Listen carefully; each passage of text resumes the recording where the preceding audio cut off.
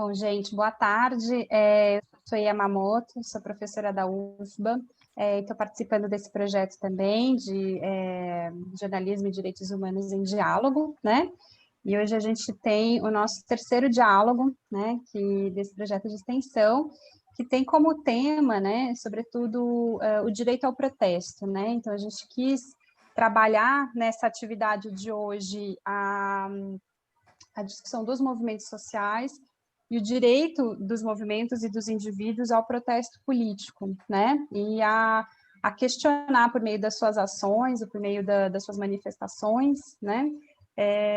A legislação brasileira, as ações governamentais, né? Então, isso é um direito político muito importante das democracias contemporâneas, né? Então, hoje a gente vai trabalhar, sobretudo, com esse tema, né? E aí eu vou apresentar os nossos convidados que estão presentes aqui hoje. Então, a primeira convidada que nós temos é Mayra Lima, que é jornalista e parte da equipe de comunicação da MST. Ela, além disso, é mestre em Ciências Sociais pela UNB, né, no Centro de Pesquisa e Pós-Graduação sobre as Américas, e é doutoranda no Instituto de Ciência Política da UNB também, na linha Democracia e Sociedade. Então, hoje, ela estuda os ruralistas como atores nas disputas pela terra, as CPIs do MST e da FUNAI, no Congresso e na mídia. Então, ela vai poder falar bastante sobre o direito à terra, né, e o direito ao protesto pelo direito à terra, né? O nosso segundo convidado que nós temos aqui hoje é Sérgio Silva. O Sérgio é fotógrafo, jornalista e trabalhou na agência Futura Press, né? Ele teve seu trabalho exposto em diversos festivais de fotografia nacionais e internacionais e é autor de um projeto super bacana que eu dei uma olhada agora antes da nossa conversa, que chama Piratas Urbanos, Fotografia contra a Repressão. Ele fez a direção do vídeo do filme Sangria, né, de 2017, da poeta Luísa Romão. Atualmente, ele colabora com o portal de notícias especializado em segurança pública, justiça e direitos humanos, ponte.org. A gente tem tido diálogo com a Ponte bastante aqui também nesse projeto, né? O Sérgio também trava uma batalha judicial contra o Estado brasileiro, né, para a memória e reparação da violência que ele sofreu no dia 13 de junho de 2013, quando um policial acertou seu olho esquerdo com uma bala de borracha. Então, ele vai poder falar um pouquinho também sobre esse processo de luta com relação a 2013, né? Por fim, a gente tem a presença de Laura Varela, né, que é assessora jurídica do Centro de Referência Legal da Artigo 19, que é uma ONG que trabalha, sobretudo, com o direito ao protesto, né, e o direito ao acesso à informação. Já está há algum tempo aqui no Brasil trabalhando com isso, né? Então, Laura está na Artigo 19 desde 2018, ela concluiu o bacharelado em Direito na Unesp, e foi integrante do Núcleo de Estudos da Tutela Penal e Educação em Direitos Humanos, do Diretório de Pesquisa do CNPq. Atuou previamente, né, como advogada no Escritório Limonge, Sociedade de Advogados, e foi estagiária na Defensoria Pública e do Juizado Especial Civil, né? Então, muito obrigada, Mayra, Sérgio, Laura, por estarem presentes aqui, fazer esse debate com a gente, que eu acho que é muito urgente, né? Um debate que nós temos feito já desde algum tempo, né? E que se torna cada vez mais importante na conjuntura política atual brasileira, né? Então, como eu adiantei para vocês, agora, nesse início de debate, eu vou fazer uma primeira rodada, que eu queria que vocês falassem um pouquinho sobre a relação entre as violações do direito ao protesto no Brasil contemporâneo e a cobertura midiática dessas violações, né?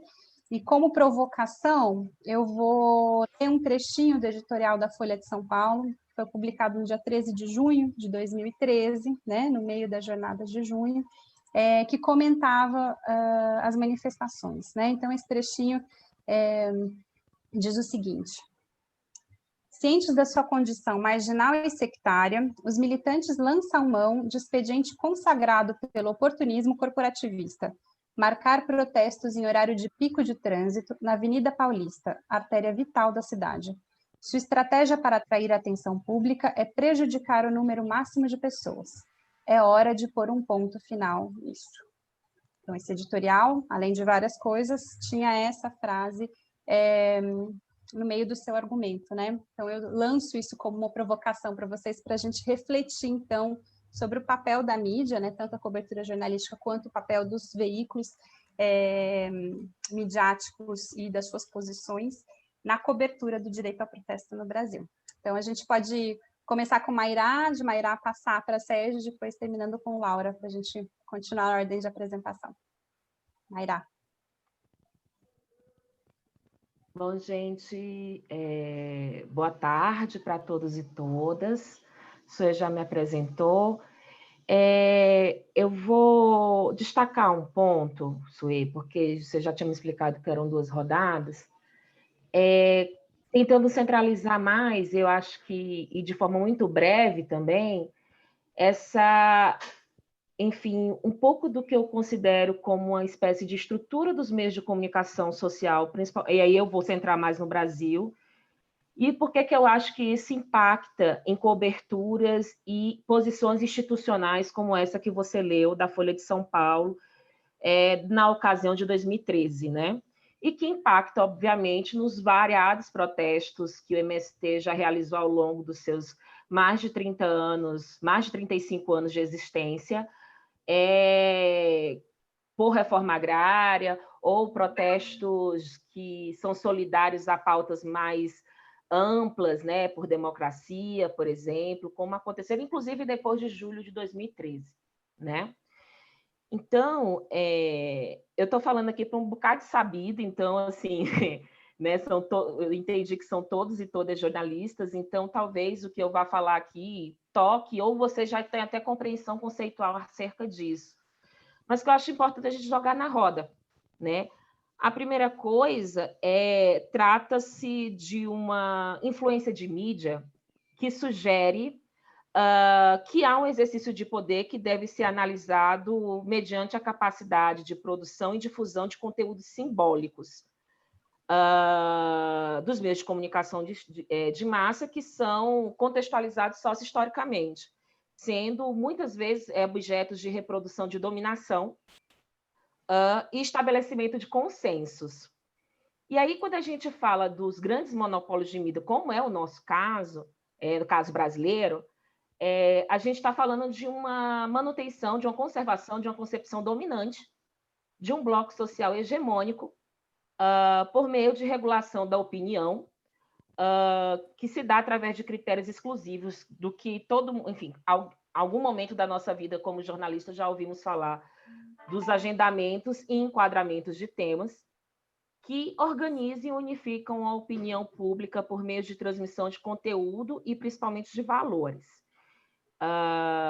E isso, inclusive, enfim, alguns autores eu vou utilizando, eu posso, inclusive, passar para depois, né, já que é um projeto de extensão, um conjunto de autores dos quais eu estou me referenciando para fazer essa fala, não somente na minha experiência como no MST. Aí, nesse sentido, eu acho que algumas questões estruturantes importam em análise quando a gente pensa a histórica posição dos meios de comunicação brasileiro, que vai de encontro e até vezes uma postura de criminalização, e aí eu estou falando de criminalização simbólica, dos protestos sociais. O primeiro, eu já adiantei, o monopólio midiático, nunca resolvido no país. Parece uma questão que a gente fica, né, sempre falando, mas nunca foi resolvida, então ela sempre vai se colocar como algo que a gente tem que colocar na roda como análise. A outra se trata do agendamento e enquadramento estabelecidos pelos meios de comunicação. E aí é onde que eu acho que entra a questão formativa e política, não só dos veículos, mas também dos jornalistas que fazem parte desses veículos. Em relação ao monopólio, eu vou falar de forma muito breve, passando por esses 3 pontos, né, para a gente estabelecer o debate de forma prioritária. Em relação ao monopólio, não é um dado secundário que os meios de comunicação de massa são instituições empresariais, em sua maior parte. Sua estrutura mostra um compromisso com determinada ordem econômica, e a manutenção diária desses meios de comunicação depende de competição de anunciantes. E há um interesse que é de classe, que é compartilhado por quem controla esses meios de comunicação e esse interesse também é refletido no compartilhamento de uma mesma visão de mundo. E aí importa a gente considerar, inclusive, às vezes, como chavamos, que a gente é inserido dentro de um sistema capitalista, né?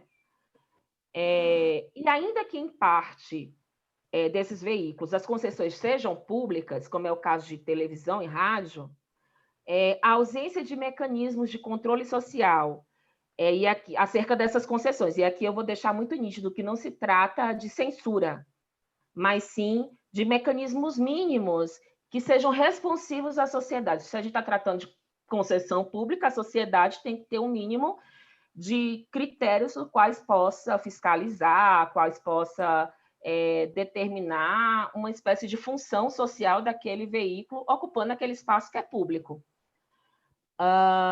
Dificultam que grupos populares, inclusive a MST, que questionam relações individualistas e até mesmo propriedade também, novamente o caso de quem debate direito à terra e território, que são próprios do sistema capitalista, né? Então, assim, essa estrutura já é um primeiro fator que dificulta.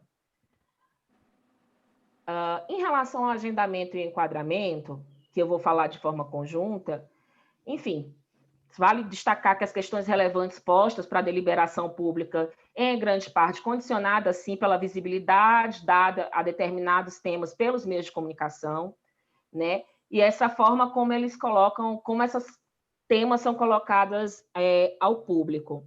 E, mais especificamente ao enquadramento, passa também pela formulação direta de jornalistas. E aí eu já não estou falando só das agendas, do que se escolhe numa forma mais macro, do que vai ser publicado, do que vai ser veiculado, mas também dos atributos com os quais os jornalistas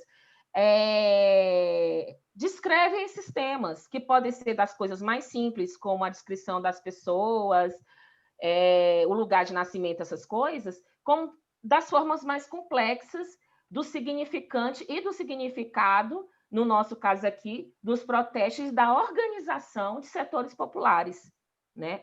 Então, assim, se a gente for pensar num campo maior da ciência política ou então da comunicação, a gente vai ver que várias pesquisas indicam que o ambiente político também é influenciado pelas ênfases que são selecionadas pelos jornalistas.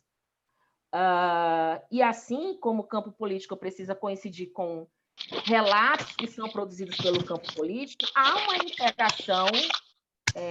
Acho que entrou aqui alguém com o microfone.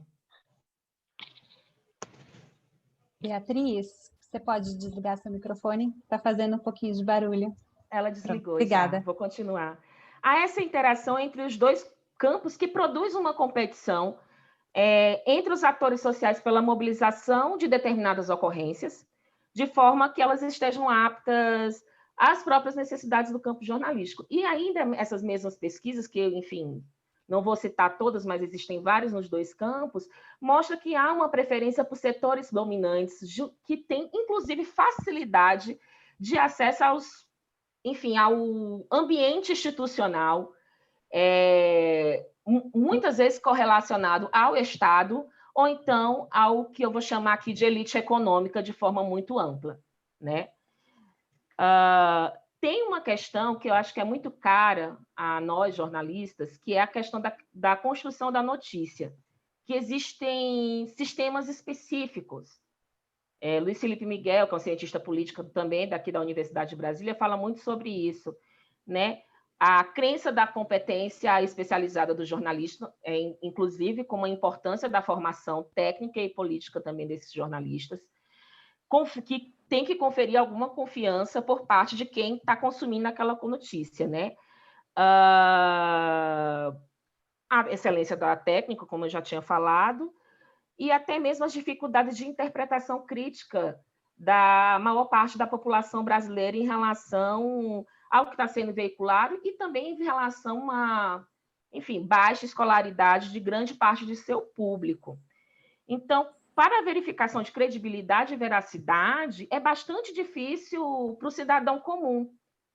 Essa mediação do jornalista é importante, e aqui a gente pode entrar, inclusive, depois no debate relacionado às fake news, relacionado a essa produção de uma comunicação que não tem muita fonte, não segue muitos dos critérios, mas é o que garante uma certa credibilidade de verdade por grande parte do público. Então, quando você está tratando de um jornalismo que tem uma estrutura empresarial, somando como são produzidos os enquadramentos e como são e o que é escolhido para ser agendado, e somado isso às vozes também que são escolhidas para determinar os discursos que são colocados, você tem uma conformação de um noticiário que é bastante seletivo, e que, no caso do direito à terra, do campo, mostra uma cobertura que oscila entre a estigmatização, quando há alguma atuação ou protesto de movimentos sociais, e o silenciamento, que é o que, inclusive, a MST tem sentido no último período, o silenciamento do seu discurso, a desconsideração da MST como um ator político importante dentro do processo da discussão, não só do tema, mas como temas maiores, enfim, da democracia, ou seja, a consideração do movimento social como um ator político e social. E aqui eu queria citar, assim, tem várias pesquisas que falam sobre isso, mas eu queria citar a última pesquisa que o Intervoz fez com o Repórteres Sem Fronteiras, que trata do Media Ownership Monitor, enfim, meu inglês péssimo, que eu vou apelidar aqui de MOM, um MON, né, que trata das relações entre mídia e agronegócio, e aqui retomando a estrutura, inclusive, empresarial desses veículos de comunicação como importantes em todo esse processo de análise, né? Então, a pesquisa cita, além de outros, o caso do Grupo RPS do Rio Grande do Sul, cujos acionistas são proprietários de terra e criaram o canal rural na TV, que, enfim, quem tem cabo já viu esse canal circulando. Em 1996, posteriormente vendido para a JF Investimentos, controladora do frigorífico JBS, em 2013, que aconteceu todo mundo, e todo mundo já ouviu falar também do grupo JBS, né? O caso da família Saad, da Bandeirantes, só um minuto, gente, que eu tenho que colocar aqui o computador na energia. Pronto. O caso do grupo Saad, proprietária de terra e dona do grupo Bandeirantes, que possui o canal de TV a cabo Terra Viva, na Band News, né, o jornal Terra Viva na Band News, e reapresenta notícias sobre agronegócios produzidos pelo canal especializado. E, para citar o nosso caso IMPA, que é a Rede Globo, né, todo o Grupo Globo, que controla o jornal Globo, além de ser o maior conglomerado e o maior caso de concentração horizontal e vertical do país, ele possui parceria com organizações ligadas ao agronegócio, a exemplo da ABAG, a Associação Brasileira de Agronegócio, e na lista de negócios da família estão inclusas empresas de vendas, finanças, imobiliárias de tecnologia imobiliárias, empresas de tecnologia da informação, além das fazendas Bananal Agropecuária, Mangaba Cultivo de Coco e fazendas Guara Pecuária. Estudo da pesquisa RBS, Beatriz, é o principal grupo, inclusive a que transmite a Globo no Rio Grande do Sul. Eu vi aqui no site subir, eu acabei indo respondendo logo, né? Ainda mais, o Grupo Globo é reconhecido pelas diversas campanhas de valorização do agronegócio no Brasil, a exemplo da famosa campanha Agroindústria Riqueza do Brasil, Agretec, Agrepop, Agretudo, que a gente vê praticamente quase todos os dias no intervalo de comercial de horário nobre, né, da grade da televisão. E não menos importante, os programas dedicados à agricultura, tal como é o Globo Rural, que está no ar desde a década de 80, a revista Globo Rural, que está em circulação desde 1985, e mais recentemente a editoria Agro, no portal do internet G1. E o agronegócio ainda faz parte dos projetos da Globo Negócios, com o Mapa da Mina, que é um site meio de portfólio, que eles vendem publicidade a públicos segmentados, no caso do campo, lê-se agronegócio, né? E que permite fazer planejamento de investimento publicitário em audiências estratégicas, coleta de dados, tudo sobre o setor agropecuário. Tudo isso para dizer que eu acho que, do ponto de vista da pluralidade e de um menor paralelismo político dos meios de comunicação, que influem em perspectivas e posições institucionais como a que você leu, nós temos alguns desafios. Em nível estrutural, que é a famosa pauta da democratização da comunicação, de forma a conferir pluralidade nos meios, diversidade política e ideológica que existe na sociedade brasileira, né? Tal como as estruturas necessárias para ampliar os acessos aos mais diversos meios. Se a gente vai para o campo, gente, tem gente que não tem acesso. Assim, a gente parece meio esquisito não ter acesso à internet, mas a gente precisa literalmente subir em cima de uma árvore para ter acesso à internet 4G, e mal é mal, né? Em algumas localidades do interior do país. Quando não é necessário, assim, não chega o cabo, não tem a antena da televisão, não tem nem a antena do telefone, né? E do nível formativo, né? Que eu acredito que a gente tenha, não só do processo dos profissionais que já estão na lida diária, numa compreensão sociológica e também política acerca da importância dos movimentos sociais, e aqui eu vou falar de forma geral, mas também das escolas de comunicação, né, que formam esses jornalistas, que ainda carecem da mesma formação sociológica. Há uma priorização que não é errada, mas não tem um equilíbrio da formação técnica com a formação social necessária, que produz muitas vezes recém-jornalistas que não têm compreensão acerca da formação do povo brasileiro, ou, para puxar minha sardinha, da, enfim, histórica concentração agrária, concentração fundiária, desculpe, no país, com baixa, inclusive profissionais com baixa capacidade de contestação diante da própria desvalorização da profissão de jornalista, que tem acontecido nas redações, ou então mesmo quando a pessoa é assessora de imprensa, etc. Então, eu vou terminando aqui minha fala, acho que eu extrapolei um pouquinho o tempo, mas nesse geralzão aí, e aí a gente vai para o debate. Obrigada, Mayra. Acho que a extrapolação foi necessária aí para fazer uma apresentação ampla da questão da mídia. Queria convidar, então, agora o Sérgio para falar um pouquinho também sobre esse tema. Olá, boa tarde a todos e a todas. Incrível e necessário, né, nesse encontro para a gente debater esse tema. Agradeço, Sui, pelo convite. E, bom, eu já fui apresentado pela Sui, eu sou o Sérgio Silva, eu sou fotógrafo, trabalho com fotojornalismo também e tenho algumas outras atividades também de documentação culturais aqui em São Paulo. Só uma pequena correção, Sui, lá na mini biografia, talvez eu tenha até te encaminhado erroneamente, mas hoje eu não sou mais fotógrafo da agência Futura Press. Em 2013, eu era um fotógrafo que colaborava com eles, disponibilizando o meu material. Hoje não mais. E aí a Ponte Jornalismo hoje, que é um grupo de jornalistas, né, que atua aí no segmento dos direitos humanos, justiça, é o meu veículo de comunicação aí, onde eu colaboro apresentando alguns trabalhos fotográficos e, eventualmente, a cobertura de algumas pautas ligadas aos movimentos sociais e às vítimas de violência praticada pelo Estado, né?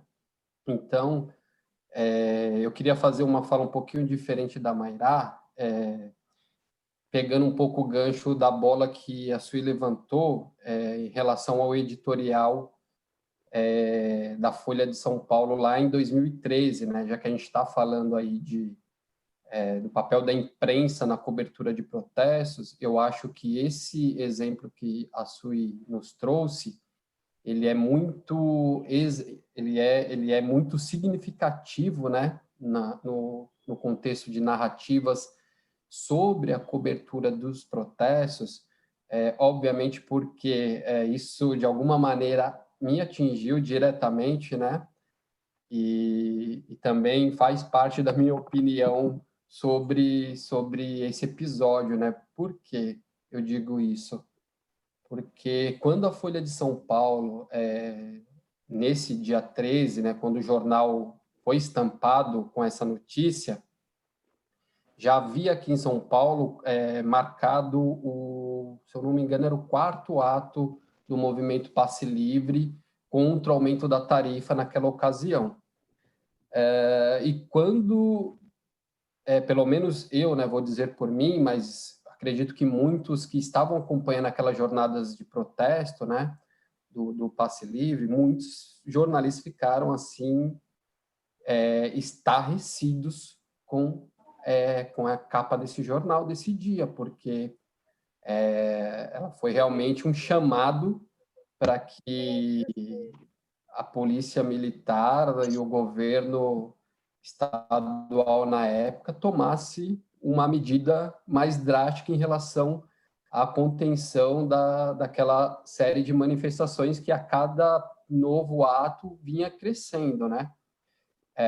Então, isso, de alguma maneira, criou-se um clima, eu acho que, na verdade, alimentou o clima hostil e violento que a polícia militar tem em relação à garantia desse direito ao protesto, né? Ou seja, quando a polícia militar vai para a rua para fazer, que é o papel dela, deveria fazer a segurança dos manifestantes, né, fazer o acompanhamento da manifestação, eu acho que em 2013 aquele editorial, sem sombra de dúvidas, ele alimentou essa hostilidade, né? E não à toa, é bom a gente recordar também que não só, né, o jornal impresso da Folha e a notícia vinculada digitalmente também, mas na própria televisão, eu não me lembro agora, não vou me recordar o nome mas era um policial de alta patente no comando da Polícia Militar em São Paulo, que deu uma coletiva de imprensa e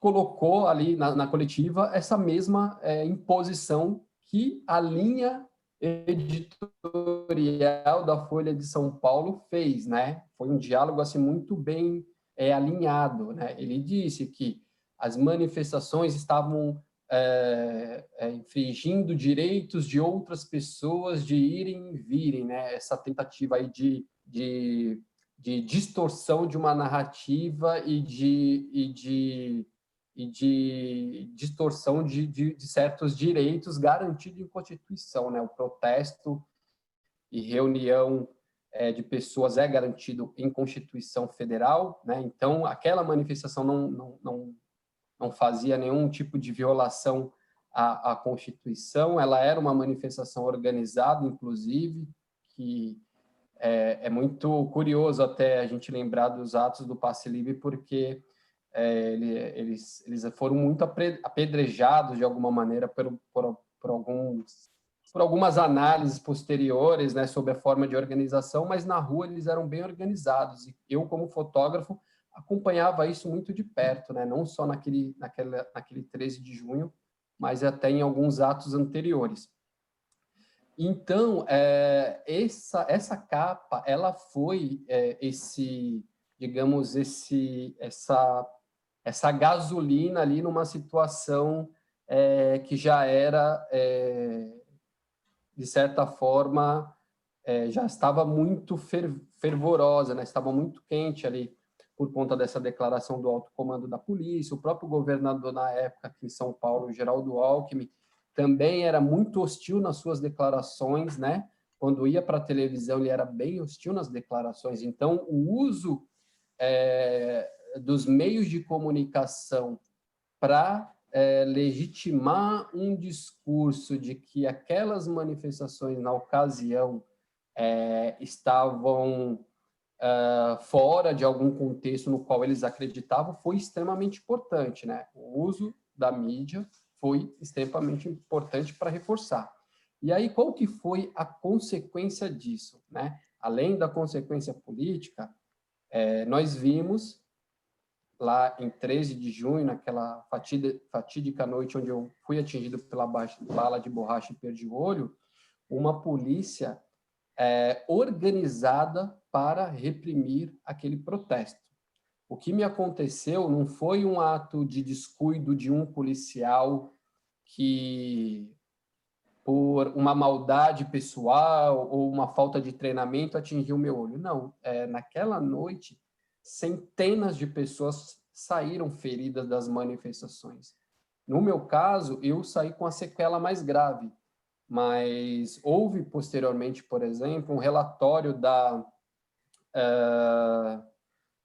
talvez tenha sido a FENAGE, se eu não me engano, mas uma das organizações aí ligadas ao jornalismo, ele fez um relatório e colheu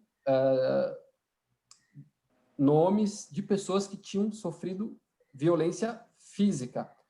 E o número ultrapassou 100 pessoas que se manifestaram naquela ocasião dizendo, olha, eu tomei soco, eu fui jogada num camburão e apanhei de cacetete, tomei chute no estômago, tomei coronhada de arma, fui atropelado por moto, Rocan fez atropelamento com pessoas. Então, assim, foi uma série de violências que acabaram não tendo tanta repercussão, porque talvez eu tento dizer que essa onda de violência lá no dia 13 não ganhou tanta repercussão e acabou virando outra coisa, porque essas vítimas não foram ouvidas, né?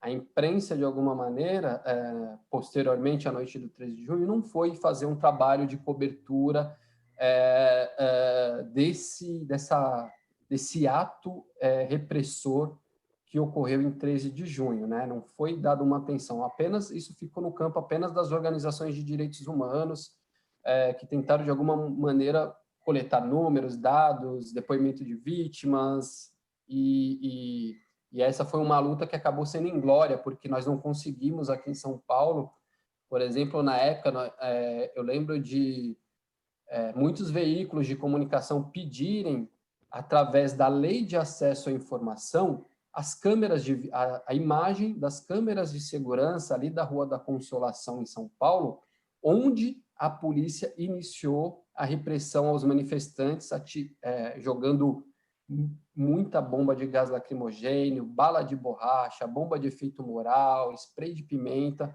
numa quantidade absurda. E esse é um dado também, eu falo quantidade absurda, mas também foi um dado levantado na época, de que a Polícia Militar, naquela noite, ela despejou mais de 850 cápsulas de bombas, incluindo todos esses armamentos, né? Bomba de efeito moral, bomba de gás lacrimogênio, a cápsula com bala de borracha. Isso porque a repressão ao protesto começou por volta de umas 7 da noite, e isso foi para quase 10 da noite.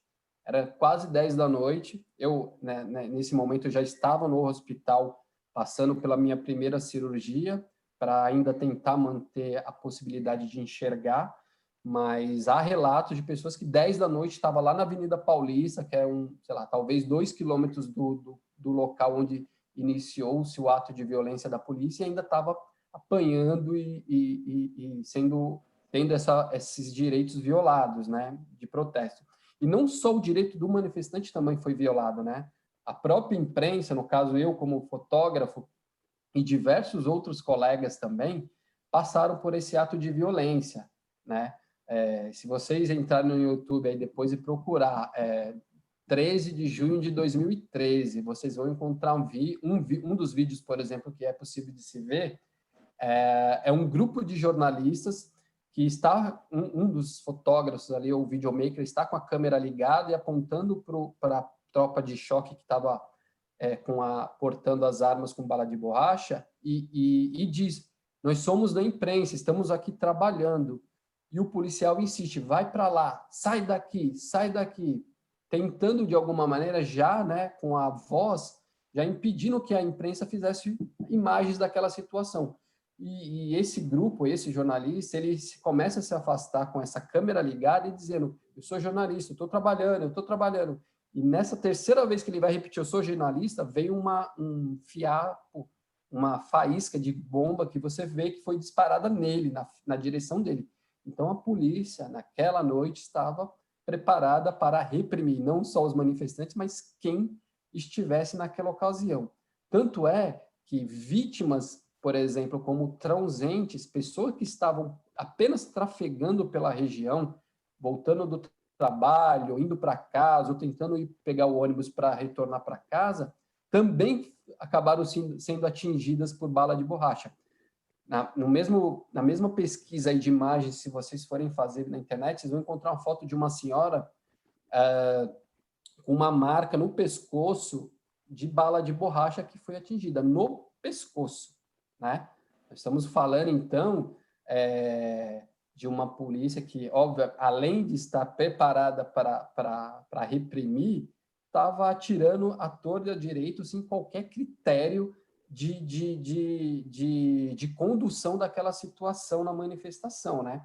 E isso, a imprensa, obviamente, os veículos mais, digamos, os veículos menores, os coletivos, ou os veículos talvez mais ligados aos direitos humanos, fizeram dezenas de reportagens denunciando essa série de violências que a polícia perpetuou naquela noite, né?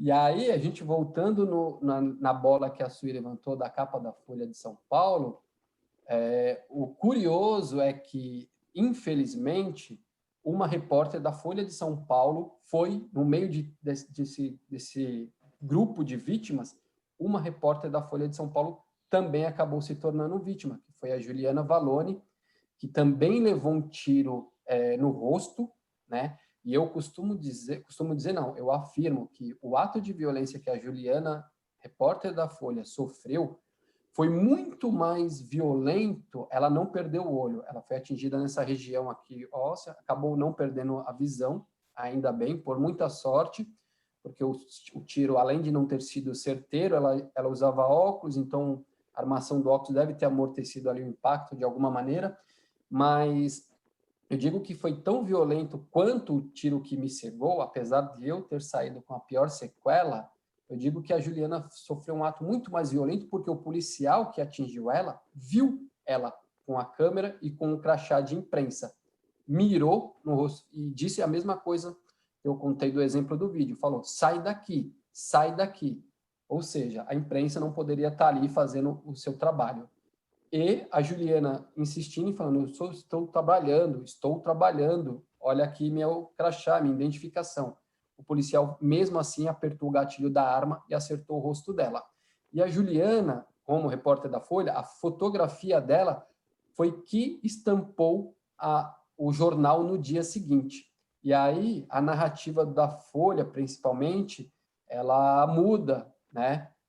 Como no dia 13 ela fez essa linha editorial que a Sui nos leu, no dia seguinte ela muda, ela começa a dizer que a polícia foi violenta, e de fato foi, né? É uma verdade, acaba sendo uma verdade, mas aí a condução da narrativa, de um modo geral, acaba mudando, né? A Folha vai mais para esse viés de que a polícia foi o principal agente violento daquela manifestação. Então, eu acho que deixa eu ver se meu tempo já deu aqui, eu acho que eu termino só um pouco contextualizando na prática mesmo esses episódios, porque eu acho que assim, o que eu tenho para compartilhar com vocês é essa experiência que atravessou o meu corpo, né? Essa experiência que me atingiu diretamente, que me feriu. Então, a minha fala, ela tende a ser a desse corpo que estava presente em junho de 2013. E aí eu encerro minha fala por aqui, já agradecendo a vocês. Poxa, Sérgio, muito obrigada pela sua fala, pela sua contribuição.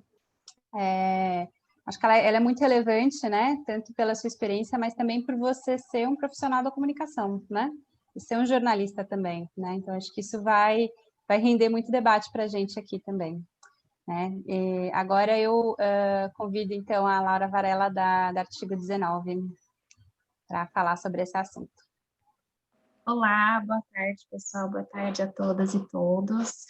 Queria agradecer muito o convite, muito obrigada por nos ter convidado para participar do dia de hoje. Queria agradecer a presença de todo mundo que está aqui com a gente e também da Mayra e do Sérgio pelas excelentes falas. Foram realmente riquíssimas e acho que a gente pode pensar em bastante coisa a partir delas. Eu queria brevemente falar um pouquinho sobre o artigo 19. Como eu disse, meu nome é Laura, eu sou assessora jurídica desde 2018, e o artigo 19 é uma organização de direitos humanos que atua na defesa e promoção do direito à liberdade de expressão e acesso à informação. Então, a gente surgiu em Londres, acho que na década de 80, 87, mas a gente já está no Brasil há alguns anos, e a gente atua a partir de diversas frentes, e uma delas é em relação à garantia do direito de protesto, né? E justamente quando o artigo 19 veio para o Brasil, alguns anos depois, a gente já se deparou com junho de 2013, e com certeza é um marco na repressão, né, estatal ao direito de protesto, e desde então a gente vem atuando bastante com esse tema.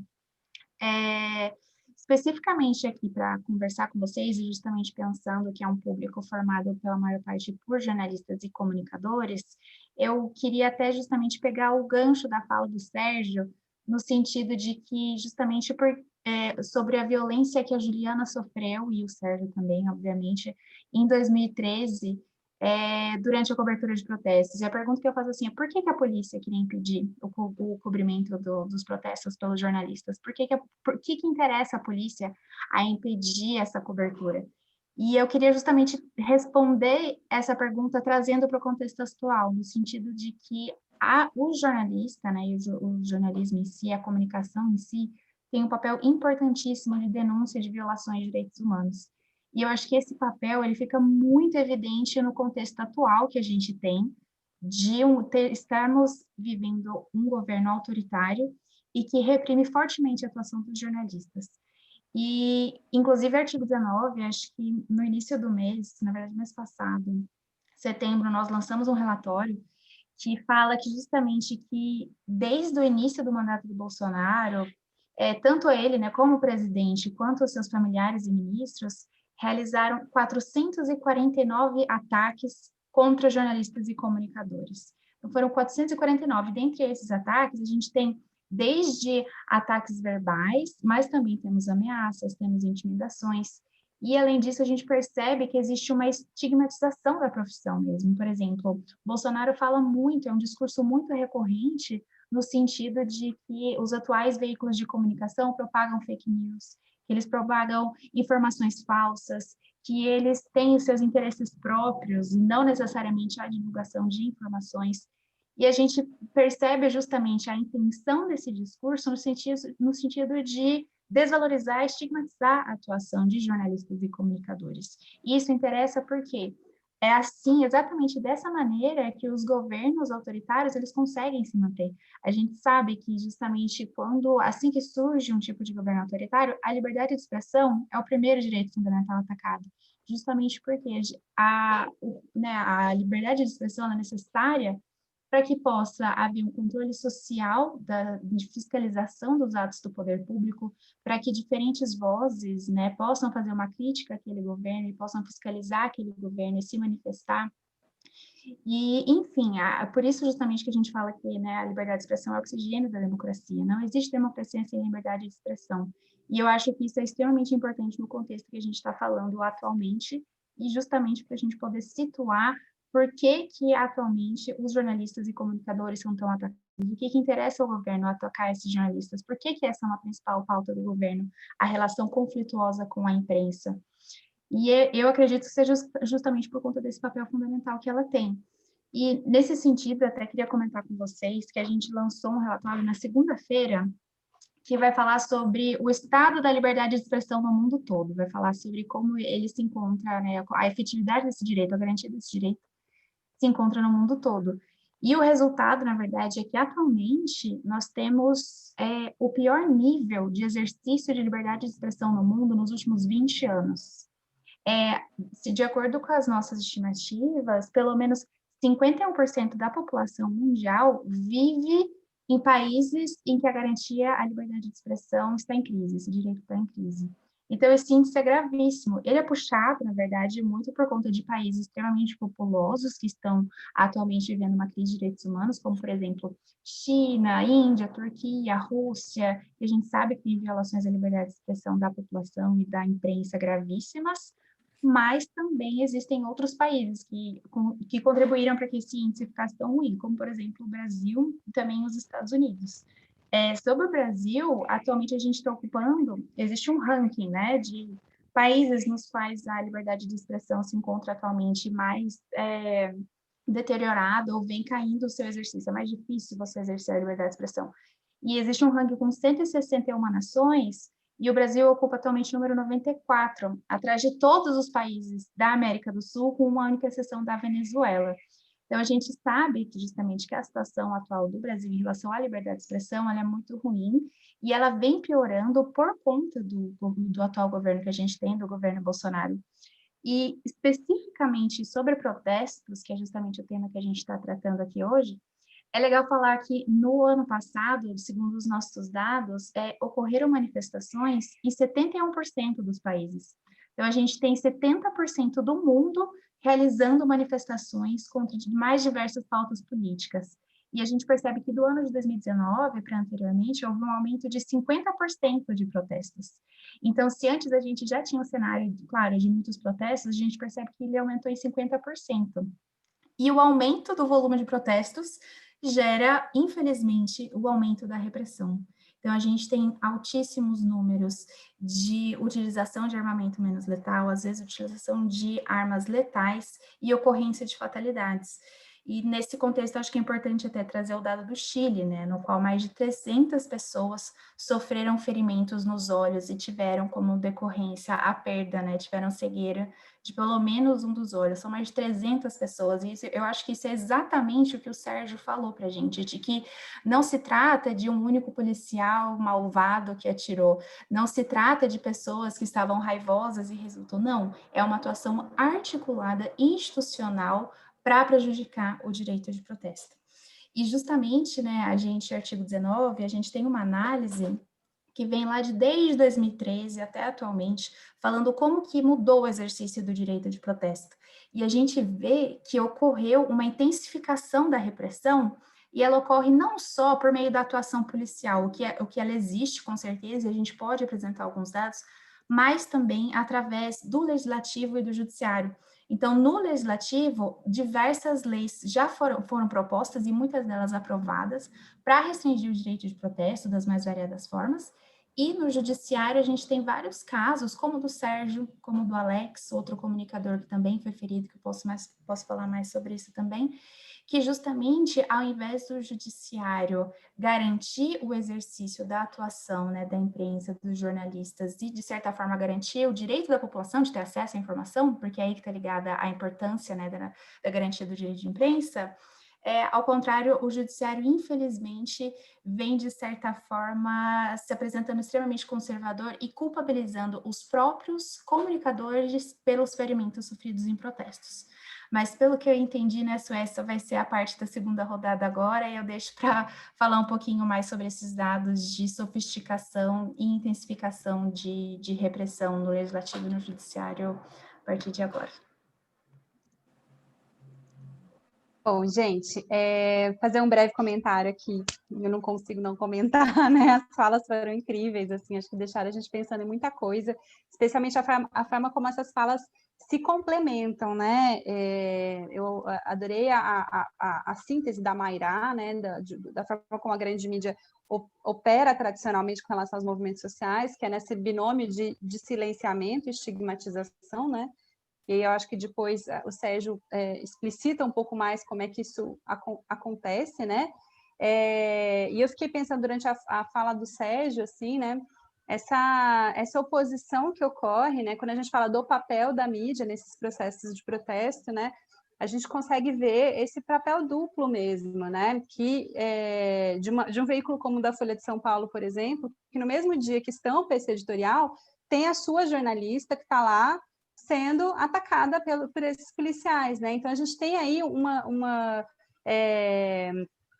talvez uma dupla função, digamos assim, né? Tem o chão da redação que está lá, que tem um pouco né, tem a noção da importância de estar cobrindo aqueles protestos, de tratar, de cobrir aquelas notícias para a população brasileira, né?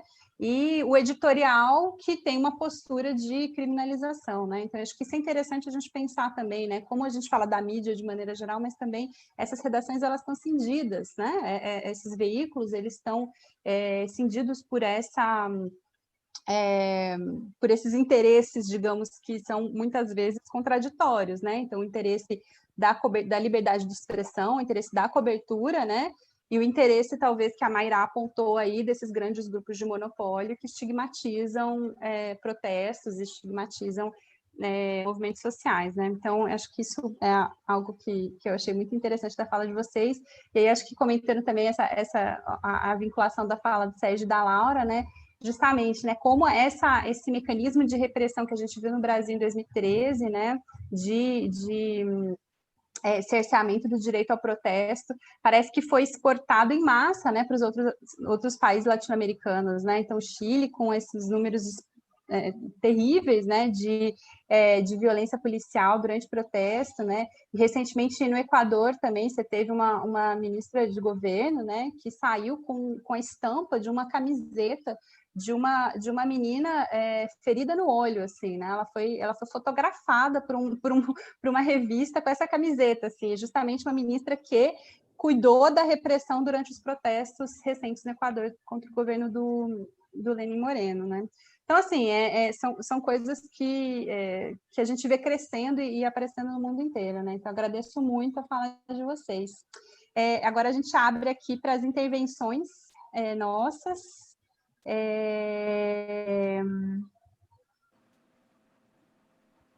Mariana disse que tem uma pergunta, eu vou ficar aguardando aqui mais inscrições. Eu queria, na verdade... Vocês estão me vendo? Então, eu queria aproveitar a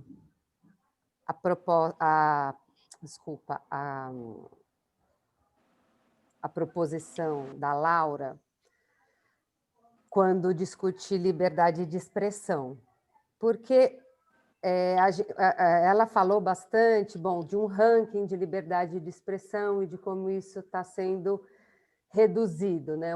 Mostra assim, a gente está diminuindo o espectro de possibilidades de atuação. É isso que eu estou entendendo quando a gente fala concretamente sobre liberdade de expressão. Agora, o Bolsonaro e isso que a gente chama da extrema-direita ou da direita, que é mais importante a gente pensar nisso como um movimento social, né, que expande da política, passa pelo judiciário, como a gente falou. E quando a gente fala que passa pelo judiciário, a gente não está querendo dizer que o judiciário é necessariamente politizado, de partido. Não, não é isso. Eles são, né, membros da justiça, mas eles comungam uma certa visão de mundo e como o mundo deve ser ordenado. Então, esse mundo, que vou chamar aqui de um mundo mais conservador, um mundo mais de direita, de pensamento conservador, ele também utiliza o mesmo argumento de que as ideias deles merecem liberdade de expressão, merecem gozar de liberdade de expressão, né? Bom, porque afinal não é um direito individual garantido, né, da modernidade, não é isso? Todo mundo não pode falar o que pensa. Por que eu não posso falar de arma? Por que eu não posso falar que arma melhora a segurança? Eu sou pesquisadora da área de segurança. Eu sei que arma não melhora a segurança, como pesquisadora. Mas, no mundo da política, ou mesmo no mundo da justiça, esse é um discurso aceito, né? Bom, aí existe uma disputa. Posso ou não posso vincular o que eu acho, ainda que seja anticientífico, ou ainda que tenham questões morais, valores morais importantes, O que eu estou colocando para vocês, na verdade, não é só para a Laura, mas é para Sérgio, Mairá também, e também quero dizer que gostei muito das falas, eu sempre sinto que eu aprendo nas tardes de terça-feira, então estou achando muito massa dos nossos encontros. Sempre aprendo um pouco mais sobre a realidade atual. Então, é esse desafio que nós temos como acadêmicos, e como jornalistas. Eu não sou jornalista, eu sou acadêmica, mas isso é um desafio comum, de como lidar com esses antidiscursos, que usam as mesmas categorias, inclusive até sugestionando que teriam as mesmas fontes iluministas, vamos dizer assim, mas que no seu conteúdo são muito diferentes. Então, é esse desafio de como lidar com os... É um desafio de sempre com os limites da liberdade de expressão, ou seja, do que nós estamos falando praticamente. Desculpa se eu fui longa. Obrigada, Mari. Eu vou abrir um pouco aqui as perguntas que foram aparecendo. Shirley, né, Nigri, quer falar aqui no áudio a sua pergunta que você fez aqui no chat?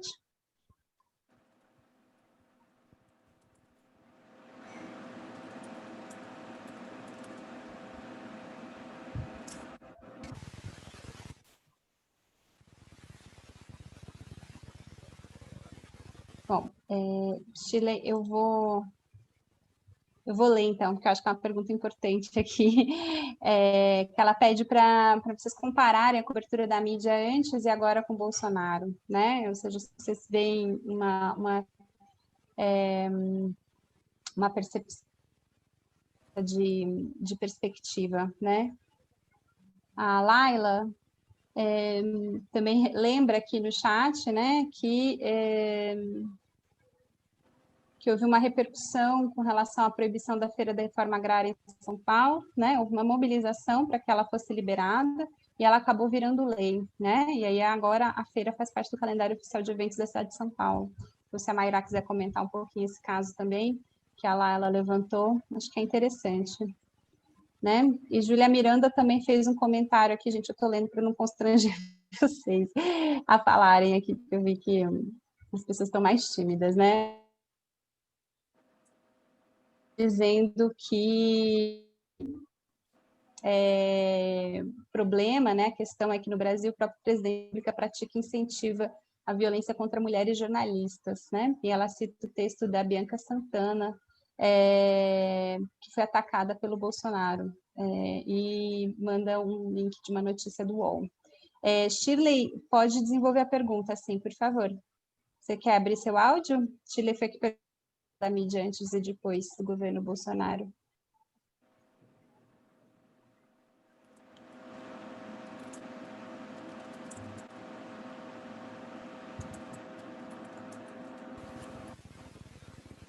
A gente não está ouvindo ela, né? Não, a gente não está conseguindo ouvir. Shirley, a gente não ouve você. Está tentando ou falar ou... Mas se você quiser escrever a pergunta direitinho, eu posso ler aqui também, tá? Carla Rico também fez uma pergunta longa aqui, um comentário. Você quer ler? Quer falar aqui para a gente, Carla, a sua pergunta?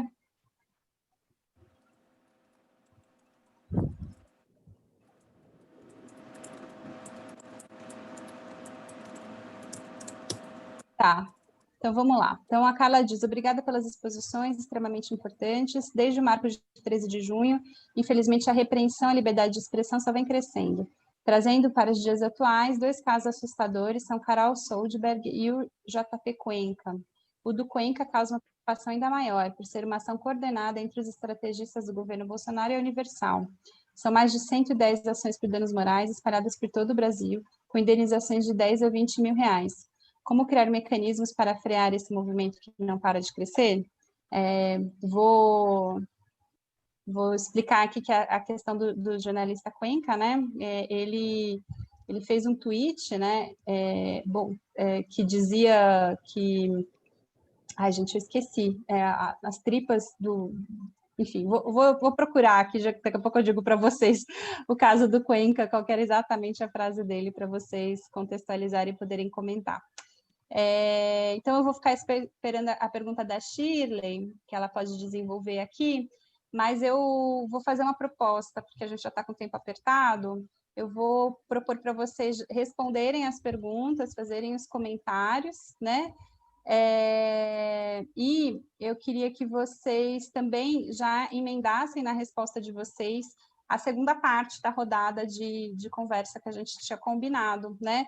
Que é sobre o seguinte tema, né? Eu tinha elencado, assim, né, desde esse processo de 2013, né, para além das ações mais violentas da polícia, a repressão ao direito ao protesto no Brasil, ele avançou com uma série de legislações, né? Eu vou citar aqui algumas, né? A Lei de Organizações Criminosas de 2013, a Lei Antiterrorismo de 2016, as diversas GLOs que foram promulgadas, né, de 2014, 2016, 2017, 2018, né, durante diversos momentos, né, e que fizeram avançar, então, no ponto de vista legal, a repressão ao direito ao protesto no Brasil, né? Então, eu queria que vocês falassem um pouco desse avanço legislativo de limitação ao direito ao protesto no país, né? E também, aí chegando um pouco mais, né, um pouco falando tem a ver com as perguntas que foram apresentadas agora, né, que vocês falassem um pouco mais de como fica o direito ao protesto, né, e a liberdade de expressão. Acho que a Laura já avançou um pouquinho mais nisso, mas talvez a Mayra e o Sérgio queiram falar também, de como fica o direito ao protesto e a liberdade de expressão nesses últimos anos no Brasil, né, que a gente tem uma sociedade mais intolerante, né, mais polarizada, e que avança sobre o direito ao protesto, não somente do ponto de vista da legislação, mas também nas suas interações cotidianas, né, nas suas interações sociais, tá? Então, sobretudo nesse contexto de governo Bolsonaro. Então, queria que vocês falassem um pouquinho sobre isso também. E vamos ver aqui...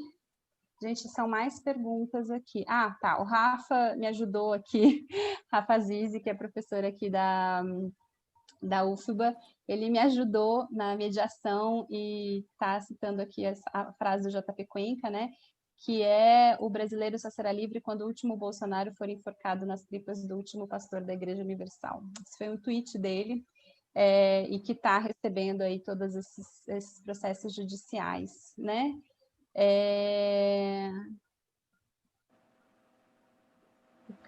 Cal Duarte reitera, né? Cuenca fez uma paráfrase da frase dita há 300 anos por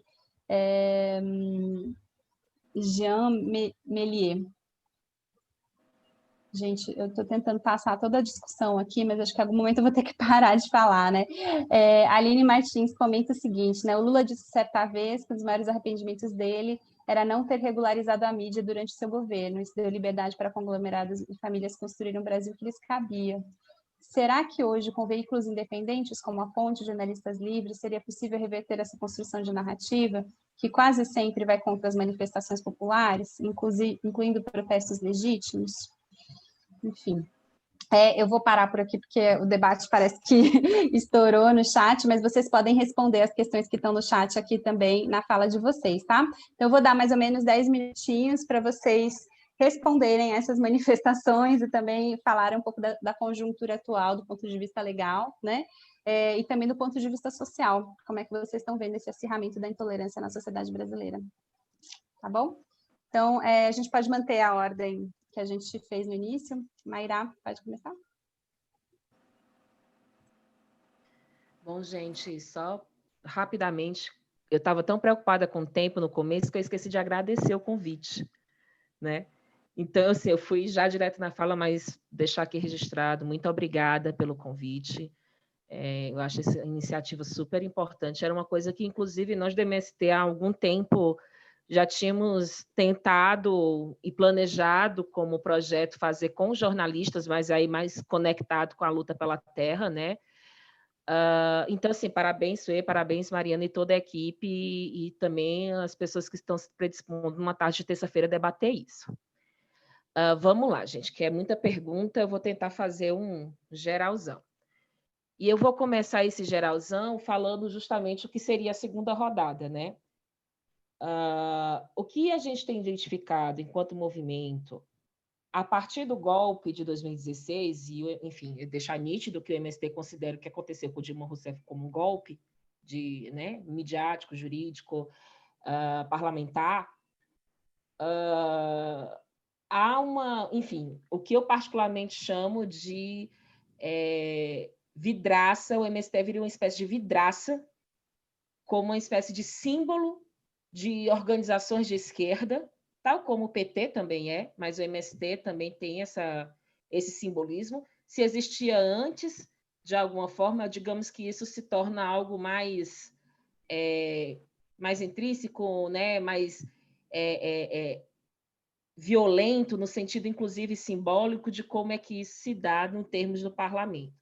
Se a gente for olhar para o judiciário, historicamente, no judiciário, há entraves relacionados à construção da reforma agrária. Algumas conquistas, mas muitos entraves também. Tem várias áreas que até hoje estão anos com pessoas em acampamentos por aí, com áreas que estão sendo disputadas pela justiça e uma morosidade da justiça, casos de reintegração de posse que milagrosamente sai de um dia para o outro, e quando processos relacionados à emissão de posses que estão, sei lá, sendo questionadas, demoram anos para serem julgadas. Então, existe uma desigualdade, né, relacionada ao aspecto mais amplo do direito à terra. Agora, no parlamento, a partir do golpe, há uma certa aceleração, uma sofisticação desse processo de criminalização que torna, inclusive, mais direto. Não só com a utilização da lei das organizações criminosas, que atinge, em vários momentos, o MST, e inabilizando seus militantes, e aí numa mistura muito peculiar do que é a organização criminosa, e o protesto é um direito legítimo, enfim, inclusive colocado na Constituição. O MST existe diante de um artigo constitucional que fala que as pessoas têm direito a acesso à terra, e a terra tem uma função social, né? E se alguém não entendeu o que querendo dizer com terra, função social, posso colocar aqui no chat rapidinho, só para eu não me estender um pouco nisso, porque é um assunto mais complexo.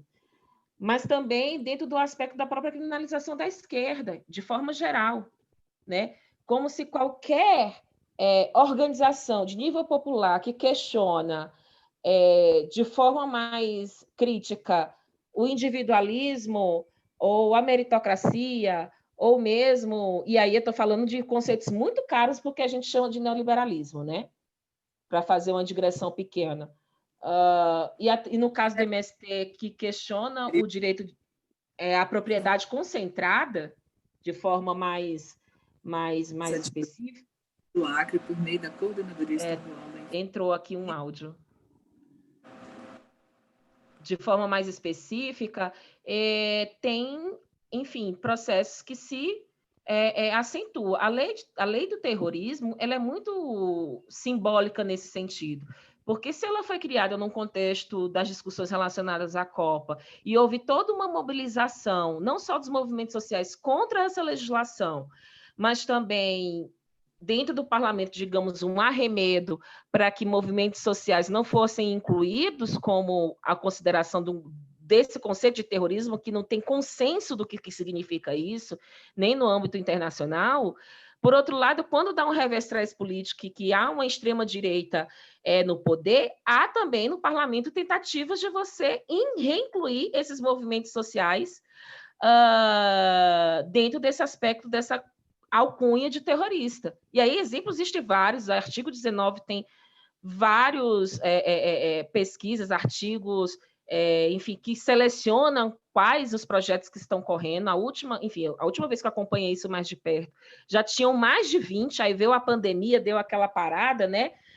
Mas, assim, de vez por outra, aparecem umas figuras que aí tem um acompanhamento duplo, né?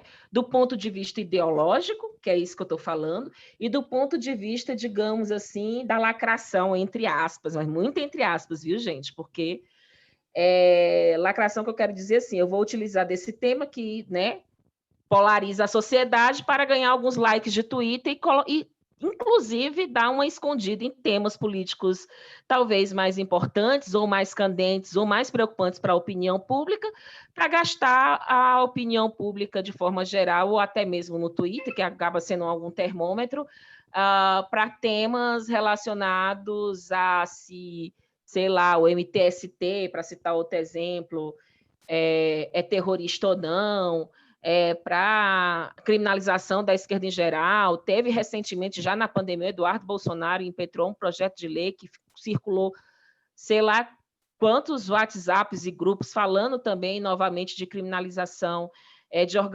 organizações de esquerda, então por aí vai. Então a gente lida com esse processo político mais amplo, que eu acho que reflete também, de forma muito dúbia, digamos assim, no conjunto do comportamento dos veículos de comunicação, né? E, inclusive, algumas vezes também de jornalistas.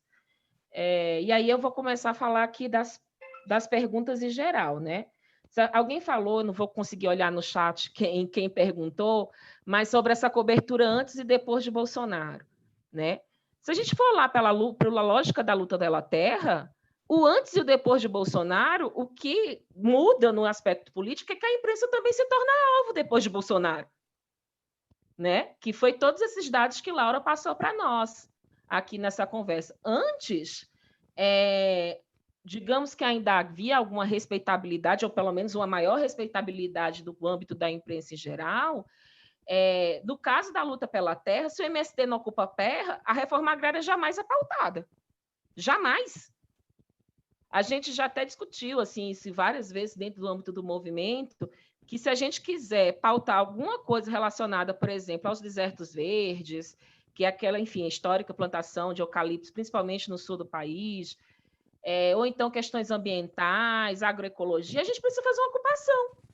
O MTST também tem essa tática, precisa fazer uma ocupação para chamar a atenção, não só da sociedade, mas também da imprensa, que existe um problema social candente e que precisa ser discutido de forma mais ampla, né? Mas o que acontece? Na maioria das vezes, na grande maioria das vezes, precisa do conflito social produzido para que aquilo vire agenda nos meios de comunicação. E há históricos que, enfim, nos grandes veículos, aí eu estou falando de Folha de São Paulo, Globo, Estadão, para citar exemplos, que muitas vezes, a que se pese as várias vozes divergentes que se colocam nesses temas, há um processo de questionamento desses movimentos populares na sua própria organização popular, como se eles também não tivessem direito à organização, ao acesso a editais públicos. Quando teve uma outra feira aqui em Brasília, durante o congresso do MST, o último, sexto, 2014, salvo engano, teve uma matéria do Jornal Nacional que era dizendo que a marcha que tinha acontecido, o protesto que tinha acontecido, de onde estava acontecendo o congresso até a esplanada, tinha sido paga com dinheiro público através de uma feira. Aí, enfim, a gente esperou o fim da reportagem para a repórter dizer tudo isso, a gente está falando, mas a gente não tem provas, não foi exatamente com essas palavras, mas ela, assim, aquilo que eles acusavam como prova de uso ou não uso era dito pelos próprios jornalistas na reportagem, diante de preconceitos construídos de, enfim, no caso, agricultores terem acesso a editais públicos para realizar a feira. Então, o agronegócio pode, o agricultor familiar não pode. Né? Então, assim, como é que é essa relação, a não ser explicada pelas disputas de classe que acontecem e das disputas de recursos públicos que também acontecem, que são conectadas também com as disputas de classe. E aí a gente vem para o governo Bolsonaro, os protestos continuam acontecendo e as coberturas estereotipadas continuam acontecendo. A diferença é que com o governo Bolsonaro nós temos um processo muito mais incisivo de espalhar, da difusão, melhor essa palavra, de fake news, de notícias falsas, que atingem não só o trabalho jornalístico, como a credibilidade de vários veículos, e às vezes até do próprio fazer jornalístico, uma deliberação pelo negacionismo, E aí se envolve a ciência e, inclusive, quais são os critérios científicos e os critérios técnicos que fazem que uma notícia tenha um mínimo de veracidade e credibilidade, e a imprensa se torna alvo, e os jornalistas também, que é os dados que Laura já trouxe anteriormente. Comentar rapidamente aqui sobre... Assim, isso inclui, obviamente, rapidamente também, sobre o caso da Feira da Reforma Agrária de São Paulo, né?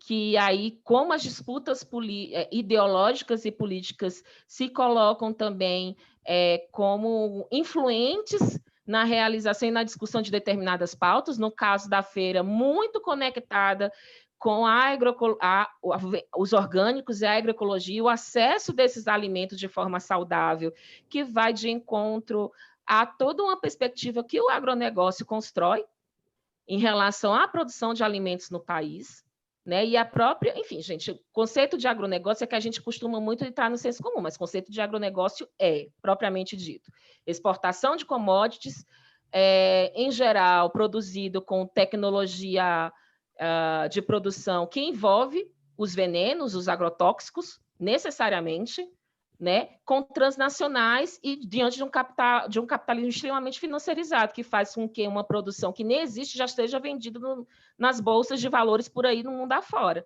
em que o Brasil, em termos econômicos, centraliza sua economia bastante em termos na primarização desses produtos.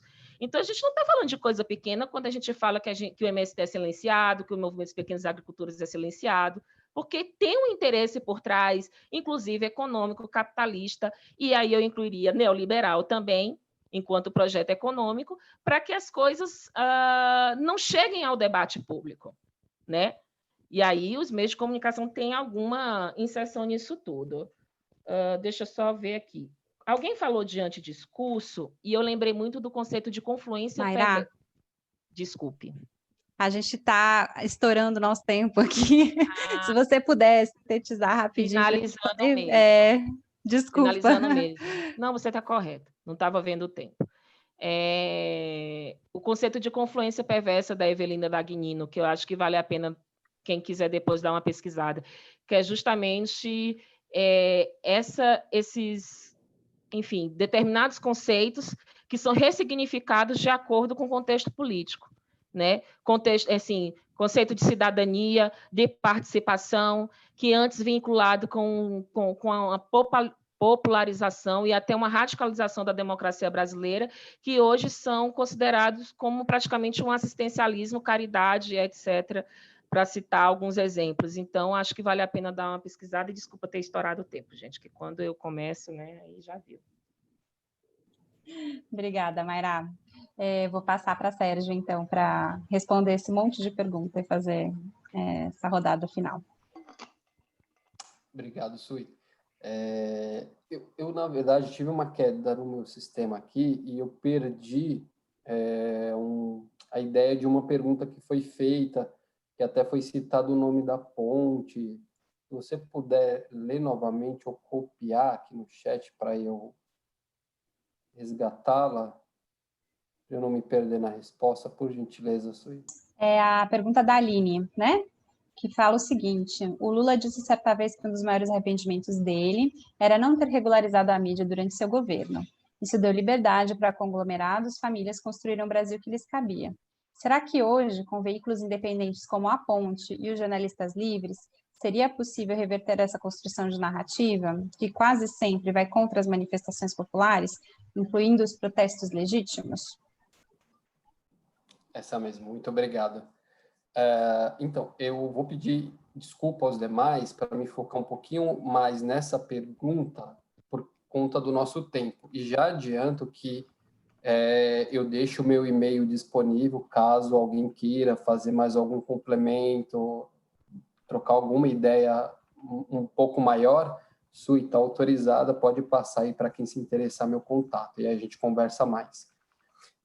Sobre essa pergunta especificamente, eu acho que o arrependimento aí, né, tá muito claro, é honesto, né, e é muito verdadeiro, né, a oportunidade que se houve, que teve, né, no país, e infelizmente esse bonde passou. Sobre como o nome da ponte foi citado, aí eu eu me sinto um pouco mais representado também em responder, já que sou um colaborador lá e tenho maior carinho, maior apreço pelo trabalho. Eu sou um leitor da Ponte, inclusive, assim, antes de ser um colaborador lá, muito pela coragem, né, de contar histórias e revelar violações que a maioria dos grandes jornais, dos médios e pequenos também não tem coragem de contar, né? Então, o trabalho da Ponte é extremamente importante a ser realizado nos dias de hoje. E dizer que se eu acho que é possível, assim, a experiência que nós tivemos aí nesse período recente nos prova isso, né? O próprio arrependimento citado também é uma prova de que se você não tiver um equilíbrio entre os meios de comunicação vigentes no país, irá prevalecer uma única opinião e uma única narrativa por toda a vida, enquanto se ouvir falar de Brasil, né? E aí eu resgato também até algumas outras tentativas realizadas no passado, né, de tentar quebrar esse monopólio, que foi duas realizações organizadas pelo movimento negro, né? Primeira delas que eu gosto de destacar é o jornal O Melik, né? Que se não me engano, é de 1915, não me lembro exatamente o período, mas o próprio movimento negro, lá nesse período, lança um veículo de comunicação para quebrar o monopólio das narrativas impostas na época, né? Foi um jornal que durou poucos anos, teve a sua representatividade e o seu valor muito importante, mas acabou não tendo uma perpetuidade na sua continuidade, né? E aí depois, mais tarde, na década de 70, tivemos o jornal Versus, mais uma iniciativa do movimento negro, tentando criar uma narrativa, tentando criar um grupo de jornalistas. Tentando não, na verdade foi feito, e isso, de alguma maneira, infelizmente também, o jornal Versus também não conseguiu se sustentar naquele período, para contradizer e fazer uma oposição à narrativa vigente na época. E o que eu vejo, e por que eu trago esses dois exemplos, né, desse período, desse nosso passado?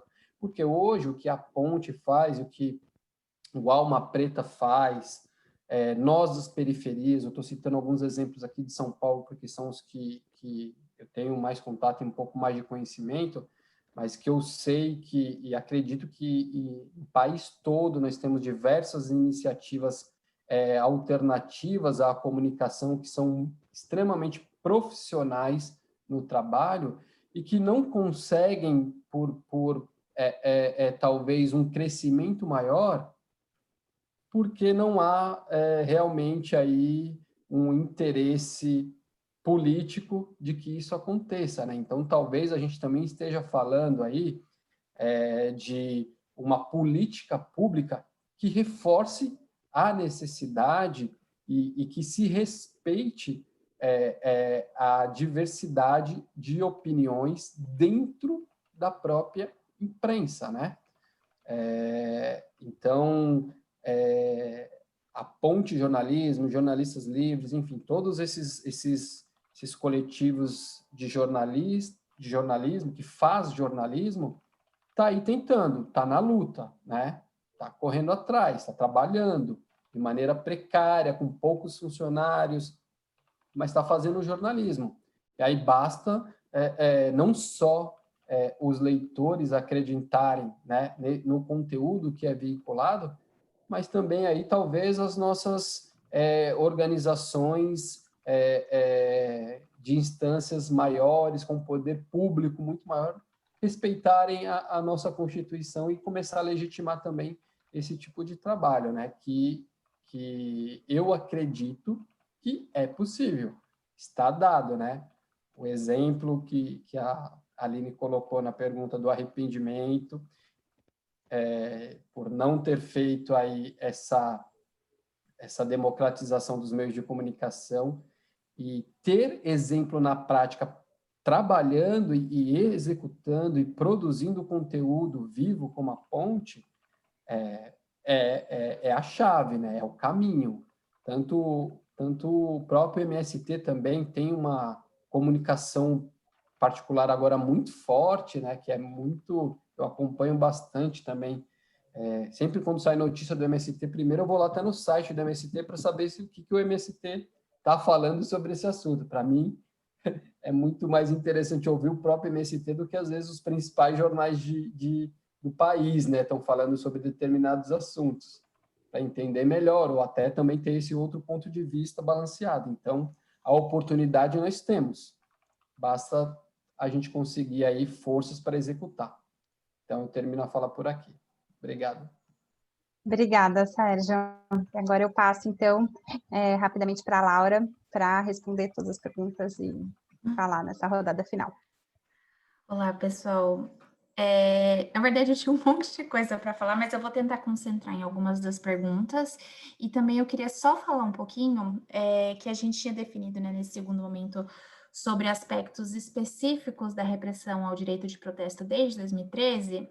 Eu queria só mencionar que, na verdade, inclusive, se vocês quiserem dar uma olhadinha depois, o artigo 19 fez uma análise, né, dos 5 anos após 2013, e aí a gente vai falar sobre como acontece a repressão ao direito de protesto.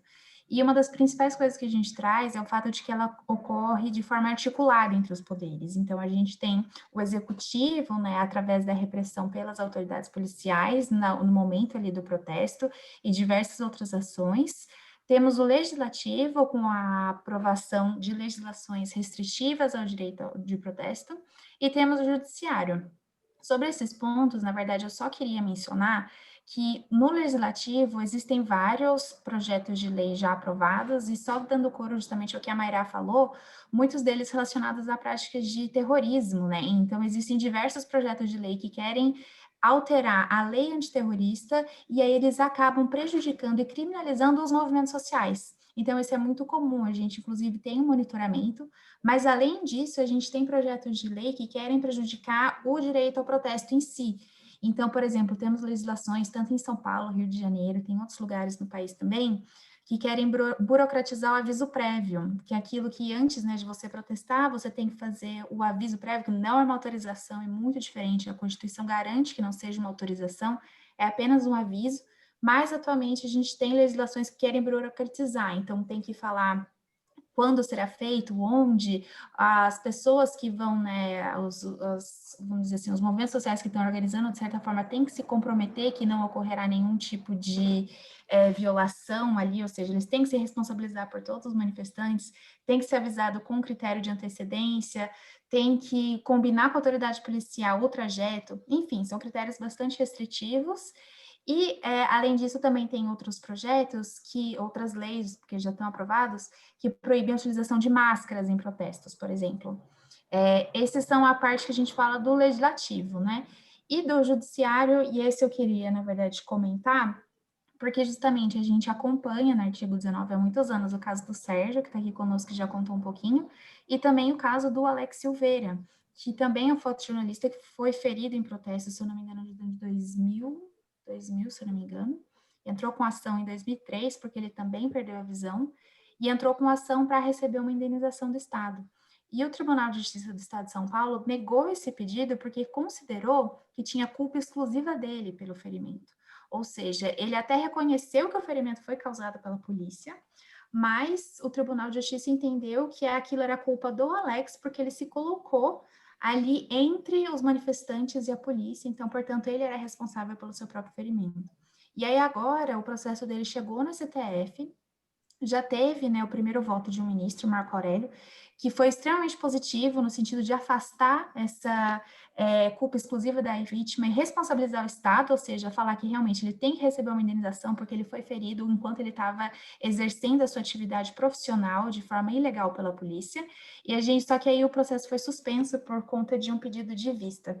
Então, realmente, a gente, nesse caso do Alex, ele é um caso paradigma, que a gente diz, no sentido que ele vai influenciar diversos outros, inclusive o Sérgio, que vai ser sobre justamente a responsabilização do Estado em garantir o exercício do trabalho dos jornalistas nos protestos. Então, só falando para vocês que eu acho que é importante para que todo mundo conheça esse caso, ele realmente vai ser um precedente muito importante. E agora, comentando brevemente as perguntas, eu estou vendo que está acontecendo muita coisa legal aqui. Eu só acho que seria legal a gente pontuar algumas questões. Eu vi que foi mencionado ali o nome da Bianca e tal. O que eu acho importante a gente ter em relação, a gente perceber, né, observar em relação ao governo do Bolsonaro e a atuação dos jornalistas e comunicadores, é que nesse governo a gente percebe que existe um ataque direto à imprensa.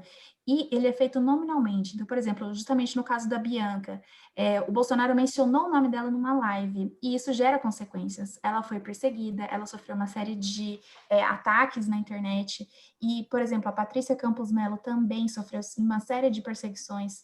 Então, a gente percebe justamente que a atuação do Bolsonaro, no sentido de prejudicar a imprensa, gera consequências para esses profissionais. Um exemplo é justamente aqueles jornalistas, né, que estavam cobrindo o Planalto, infelizmente tiveram que deixar de cobrir o Planalto justamente porque os apoiadores dos Bolsonaro estavam atacando a cobertura jornalística. Então, a gente vê que é isso, a postura do presidente de se colocar contra a imprensa gera consequências graves para a população, e esses jornalistas, eles são atacados. E eu queria mencionar muito brevemente, que eu estou vendo que está rolando um debate super legal aqui, não li todas as questões, mas falando do Twitter e tal, e só queria pontuar, eu sei que aqui no comentário pessoal já até falou do dilema das redes e tal, mas o que é legal a gente saber sobre essa questão das plataformas, que justamente eu concordo muito com a Mayra, no sentido de que não, o debate sobre o monopólio ainda está presente, porque existe uma conversa sobre a responsabilidade das plataformas pela moderação do conteúdo. Então, a gente tem uma grande discussão, por exemplo, sobre os algoritmos racistas, que eles não divulgam ou não propagam as informações, né, geralmente feitas por pessoas negras e relacionadas a esses temas da mesma forma como outros temas. E não existem uns mecanismos de a gente fala accountability, né, da gente entender como esses algoritmos funcionam. E, além disso, a moderação de conteúdo, ela é feita de forma pelas plataformas. Então, o Facebook, o Twitter, eles vão moderando o conteúdo. E justamente, existe uma problemática aí, e ela envolve, por exemplo, as discussões sobre o discurso de ódio, sobre o conteúdo que pode ser moderado ou não, sobre o que pode ser retirado do ar ou não. Então, o fato, assim, da gente criar esse meio de comunicação, né, que é recentemente, que é a internet, através das plataformas, ele gera uma gama gigantesca de discussões, porque o poder sobre o conteúdo, sobre o que vai ser publicado ou não, fica na mão de entes privados e não das pessoas, porque eles acabam tendo esse poder de moderação. E existe toda uma responsabilização desses entes, enfim, essa é uma discussão super atual, super interessante. Se tivesse mais tempo, a gente até poderia falar, mas convido todos vocês, se vocês quiserem, depois podem entrar em contato comigo por e-mail, podem também entrar lá no site do artigo 19, que a gente tem bastante material produzido sobre isso. Obrigada, acho que é isso, então, para tentar respeitar o limite de tempo aqui que a gente tem. Muito obrigada, Laura, Sérgio, Mairá, pelos comentários de vocês, né? Vocês não assistiram o debate passado, mas no debate passado a gente estava discutindo isso também, né? A questão do impacto das redes, né, nas nossas comunicações, né? Tinha alguns convidados que estavam discutindo um pouco isso, né? A Letícia Cesarino falou um pouquinho também sobre essa questão do monopólio do poder dentro das redes, né? Então acho que são pontuações importantes, assim, e a gente vai também linkando, né, os debates que a gente tem feito nesse curso. Então, a gente passou 6 minutos do nosso tempo, mas eu queria agradecer muito a presença de vocês aqui, né, e a colaboração de vocês. É um tema que para a gente é muito caro, né, a questão do direito à protesto e à liberdade de expressão. Eu acho que ela está muito candente na sociedade brasileira hoje. Acho que é importante que a gente discuta isso também do ponto de vista da perspectiva dos profissionais do jornalismo, como vocês apontaram também. Então, queria agradecer muito a presença e lembrando, né, que a gente está nesse processo de projeto de extensão, então na próxima terça-feira nós continuaremos as discussões do projeto. Se quiserem acompanhar o projeto toda terça-feira às não, às 16 12. horas no YouTube, No YouTube. tá bom?